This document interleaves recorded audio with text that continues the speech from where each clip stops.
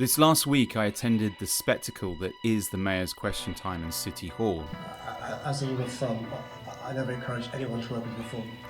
On the one extreme you've got, COVID deniers, conspiracy theorists, anti-vaxxers. So are you saying we haven't got the same sort of gangs that are in Rotherham, Bradford and lots of other places in the country? Just for your misunderstanding, what does she mean by that? You suck! Here I am in East London, just near Canning Town, on the edges of what would be defined as central London. What a mission it took to get here. It probably took me about an hour and a half coming from southwest London to get to this part of London. This behind me is City Hall. Now, the old City Hall used to be right by Tower Bridge, and it was referred warmly by Londoners as the Gonad. Well, you might ask, why was it called the Gonad? Well, for obvious reasons, but I won't go into this just in case there are kids watching. I thought I said no kids. I wanted to see how City Hall was functioning now it was in this new building. It had been a long time since I'd observed how the London Assembly had functioned, other than watching it on the internet. The last time I'd observed the London Assembly in person was at the old Gonad near Tower Bridge, so I thought let's go check out this one. Now, as someone who loves London and runs a channel focused on travel, who often showcasing the beauty and culture of this city, I feel compelled to speak out about the man who is supposed to lead it. Sadiq Khan, or Sad Khant, as I like to call him. For nearly 8 years, Khant has held the reins of this incredible city, and in that time, he has taken it from global beacon of vibrancy and opportunity to a place struggling under the weight of his failures. This isn't just about poor governance, it's about a willful negligence. While Khan focuses on political rivalries and blame games, serious issues like the rise of rape gangs in London remain ignored. These appalling crimes are devastating communities, and yet he chooses to turn a blind eye. Where is his accountability? Where is his action? These gangs of people that are grooming young girls for sex, do we actually have those in London? I'm unclear, Chair, what is meant by the question. If you could spell it out, I can answer. I've just spelt it out. Are you not listening? It's the sort of gangs that groom young girls at a young age for sex. Exactly how much clearer do you want me to be? Instead of tackling these pressing issues, Kant seems interested in maintaining his public image and finding enemies to demonise. Labour's Mayor of London went on, and in my view, an all-out, unhinged attack on the President-elect. Sadiq Khan, in an article written for The Guardian this weekend, has compared democratically elected leaders like Donald Trump to the fascist regimes of the 1930s. Yeah, you heard that right. He's throwing around Nazi comparisons to attack political opponents who don't share his views. In my opinion, this is not only irresponsible, it's downright dangerous and inflammatory. And let's talk about his legacy. Despite being a 3-term mayor, an achievement on paper, it's remarkable how rarely you hear anyone speak positively about him. Whether it's Londoners struggling with rising crime, unaffordable housing, or deteriorating sense of safety, the overwhelming sentiment is that Khan has failed to deliver on his promises. My team has been working on a budget amendment where we would like to fund almost 1,000 police officers to deliver a targeted knife crime task force. And the way we do this is by reducing the cost of your operation. But if we reduce the cost of your staff budget back to 2016 levels, that would give us the funding to do this. Now, obviously, I can't table that as a budget amendment on my own. I need support from other groups. Would you encourage members of other groups, perhaps your own group in the Labour Party, perhaps the Conservatives, perhaps anybody, to second that amendment so that it can be discussed and debated in full next week at the budget meeting? As a rule of thumb, I never encourage anyone to work with reform. What a wanker. That's a clear no. So this is a really important issue, Mr. Mayor. The figures quoted in the police and crime plan show that 70% of Londoners rank tackling knife and gun crime as one of their top priorities for London. We talked about cross-party working. I think that's it's a question of priorities. You've shown what your priority is. I'm showing what my priority is. I really, really hope that members present, other members present, perhaps will have a more constructive conversation with me. Thank you. This is a city that once thrived on its energy and creativity, but under his leadership, it feels like the soul of London is slipping away. I'm addressing this because I look at cities around the world through a lens of admiration, And London is my home, a place for so long I deeply love, and it's painful to see it mismanaged and neglected. The man who represents London is the same man who, before he got into politics, represented jihadi terrorists. He doesn't care about Londoners. He is only there to push his ideology. There is no evidence at all against the three British men. The only evidence against them is these confessions. Yeah, they confessed, and they also got 5 years for that confession because they were opponents of recruiting Islamists, and they weren't the only ones that he represented. He also represented Zacarias Masuri, the 9/11 bomber. The fact that Moussaoui participated in this terrorist conspiracy is no longer in doubt. In a chilling admission of guilt, Moussaoui confessed to his participation, including the following specific actions: that he trained with Al-Qaeda in Afghanistan and communicated directly with Osama bin Laden. Qu'il veut être enfermé dans cet état, qu'il ne voit pas le jour, qu'il ne voit pas la nuit, qu'il y a la lumière sur la tête tout le temps. London isn't just a destination for tourists, it's a home to millions of people who deserve better than what Sadiq Khan has given them.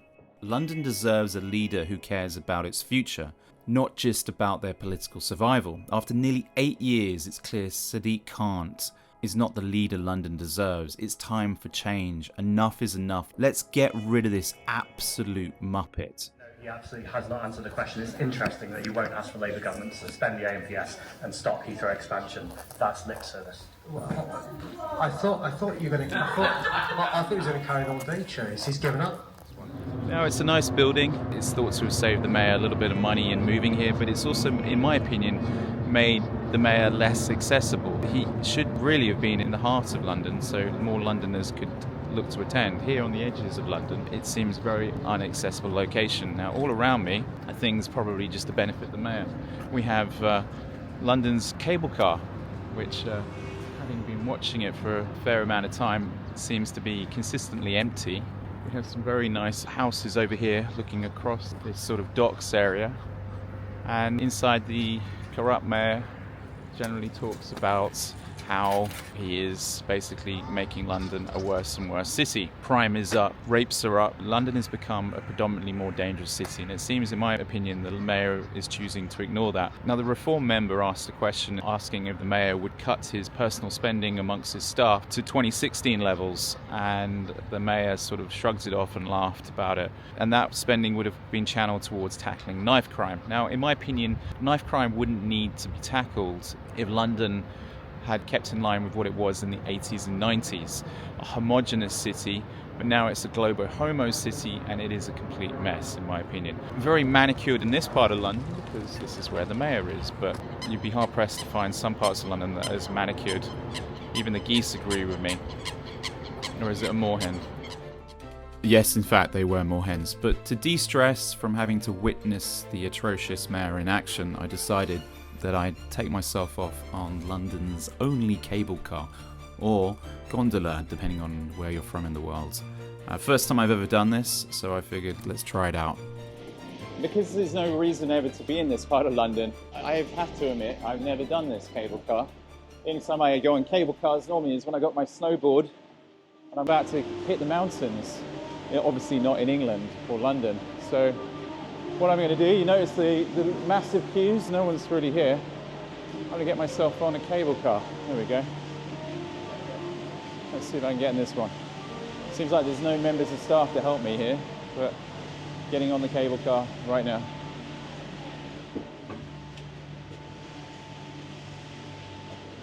There we go. So I got my entire cable car, at least for now, to myself.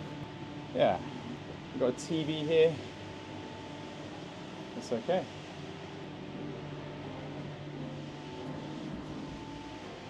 So for the princely sum of £6, well, that's a bargain, isn't it? No, it really isn't a bargain. I get to go over the River Thames. I have City Hall, well, just over here, just behind me. City Hall's over here. I got sick and tired of having to listen to the mayor drone on. And let's see how long this journey takes me. The time right now is 12:34. We got a few things happening in the world. We've basically got the inauguration of Donald Trump. during every single day of the Trump administration, I will very simply put America first. I am optimistic about Donald Trump. He is the same man that effectively went to South Korea, stepped over the border into North Korea and basically met Little Rocket Man, something that no president had ever done, and effectively stopped Little Rocket Man from firing any rockets, at least during his term. My friend. 반갑습니다. Good to see you again. 이런 데서 각하를 만나게 될 줄 생각 못했어요. I've never expected to meet you at this place. That's good. It's my honor. Would you like me to step across? 각하께서 한 발자국 건너시면 사상 처음으로 우리 땅을 밟으시는 미국 대통령이 되십니다. If your excellency take a step forward, you will be the first U.S. president to cross the line. I'd be very proud to do that. Okay, let's do it. Come on. And as of literally just now, there's apparently a peace agreement being drafted between the Israelis and the Palestinians. I think those guys are going to always be at war because there's a sort of vitriol hatred towards each other. Look at the view here. It's not a bad little view. You've got the Millennium Dome. Remember the Millennium Dome, constructed in the year 2000. Got some very odd building over here. I don't know what that is. That little one. Millennium Dome, featured in a James Bond movie. It was the body exhibition when it was the year 2000. Let me just give you a pan around so you can have a look what you can see from up here. This is the sort of docks over here. You see over there in the distance where that ship is. That is the XL Centre, and there's a boat just there. The XL Centre is where, well, they have the exhibitions. So if you want, there might be a travel show, it might be a car show. That's the exhibition. We've got this awful flyover here. Down here, under this bridge down here, is a London nightclub, which does actually have a pretty good techno scene. And I forget the name of it, but very much out of the way, but it's somewhere down in that direction. You can see this is all being developed around here. Probably going to be more rabbit hutch living. I can't say it's a great little area around here, but this is all changing effectively. It's going to be a constant metropolis as we've got the expanding population going on. But this is effectively taking us into the Greenwich Peninsula, where the Millennium Island over here. I'm a little bit shocked at the price. Effectively, you're paying for this sort of very sketchy view. You're paying £6 for this view. It's not really any surprise that it's not that well used. I mean, if you want to check out development and you like watching diggers, like for example down there, fair enough. But I don't think most people are going to be paying that sort of money. But let's turn this camera around now as we can. Oh yeah, let's just a little bit of dizziness there. There's the cable car, and that's where you come from. And that building over there is the mayor's building. I preferred the Gonad personally. That is the mayor's building. Yeah, I'm optimistic about the president. I don't suffer from Trump derangement syndrome. Donald J. Trump is now president of the United States. President Obama. I am optimistic. He holds command in the world and he can bang heads together. He's not a hawk, he's a dove. He's the only president in our lifetime that didn't start a war, or at least be in power while a war was starting. Got to remember 2022 was Biden administration when Russia basically invaded Ukraine, and the same thing happened with Israel. And also you could say that the horrible withdrawal from Afghanistan that the Biden administration sort of commanded over was appalling. Effectively giving Apache helicopters, tanks, jeeps, you name it, all the best military kits under the sun to jihadis. That's come back to bite people in the arse. Those same jihadis have now made themselves through Syria. Syria is now all destabilized. Assad regime is gone. But let's just see how it's going to turn out. It probably is very similar to what happened in Libya when Gaddafi left and was lynched and was killed. He wasn't as lucky to escape to Russia like Assad was, but he effectively, look at this, actually, he effectively, now there's slave markets in Libya. I've never seen that piece of art before. I guess that's one appreciation. That is you could get the Uber boat from there.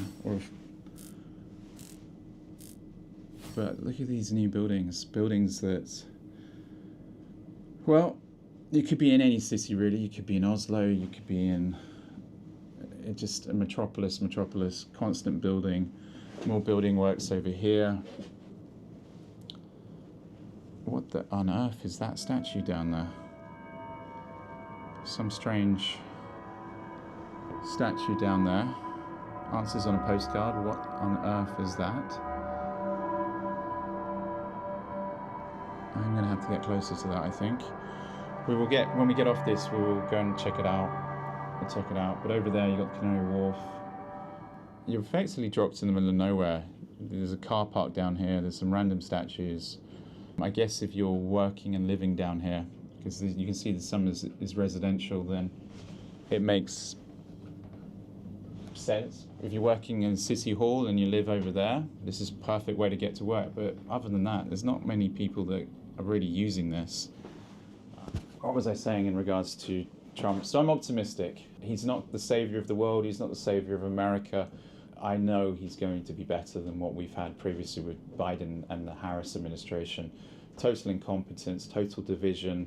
Weekend at Biden's, effectively, where a dead man walking was basically being wheeled out. Stop it. I think we're good. Hunter 还欠咱们呢。 He was allowed to get away with the most incompetent decisions you'd ever imagine, all because it was all being controlled by the people behind him. Obama was controlling it, the Clintons were controlling Biden, and those people are awful individuals. They weren't doing a good job for America. America was really suffering. Good news in the fact that Trudeau is now going, or probably gone by the time this goes out. We have France hopefully getting rid of Macron soon. Hungary is still doing well. Poland doing well despite Donald Tusk being in power. El Salvador, a country that I thought was incredibly unsafe when I visited back in 2007, is probably now the safest place to live in Central America. And Milei in Argentina has got inflation under control. It's now in single digits. And a country, if I had £1 million to invest, that's where I'd be putting my money right now, Argentina. But that was it. So the time is 12:42. So what was that? So 8-minute journey. Thank you. I think some people just stay on. Yeah, some people just stay on. They do a little round trip. I don't think it's that interesting. We're going to go check out the statue down here. Oh, and if you have the Oyster, you can just tap in, tap out. I'm going to wait and see if it total charges travel charge. I want to thank you for joining me today, and I want to thank all 51,000 plus of my subscribers. I really appreciate how this channel has been growing. On the next video, I will be doing a video on this monstrosity of a statue. This statue is called Demon with Bowl. I figured it was a little bit too long for this video, so I will include it on the next video. A big thank you to my members. You guys really give me the motivation to keep producing content. Thank you very much, and until next time, I'll see you in the next video. Keep progressing.